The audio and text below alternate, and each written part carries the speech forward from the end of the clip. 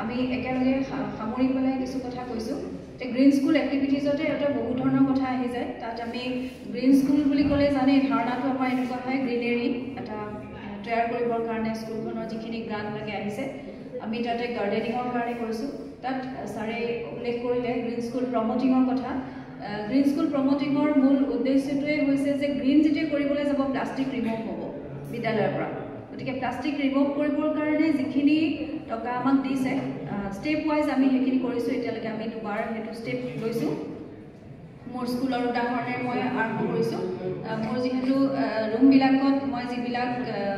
dustbin use কৰিছিলোঁ সেইবিলাক plastic আছিল আৰু মই বৰ্তমান ৰিমুভ কৰিলোঁ আৰু জেনেৰেল যিবিলাক ইউজ হয় ডাষ্টবিন সেইবিলাকো ষ্টিললৈ দি দিলোঁ যিবিলাক আমাৰ লাইফটো কম পইচাটো অপব্যয়ো নহ'ব কিন্তু এটা কথা ঠিক ওৱান টাইম যদিও হয় তেতিয়া আমি কিন্তু অকণমান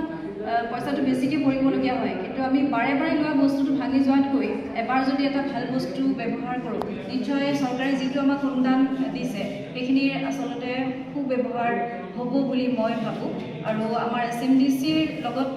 এইখিনি ডিছকাছ কৰিয়ে কৰা হৈছিল আৰু সকলোৱে মোক সহযোগিতা কৰিছিল মই আশা কৰোঁ এইটো এটা মেছেজ আমি কৰা কামৰ আপোনালোকে সকলোৱে বেলেগে বেলেগে কৰি আছে চিন্তাধাৰাবোৰ সকলোৱে মিলি গ'লে মানে কাম কৰিবলৈ ভাল হয়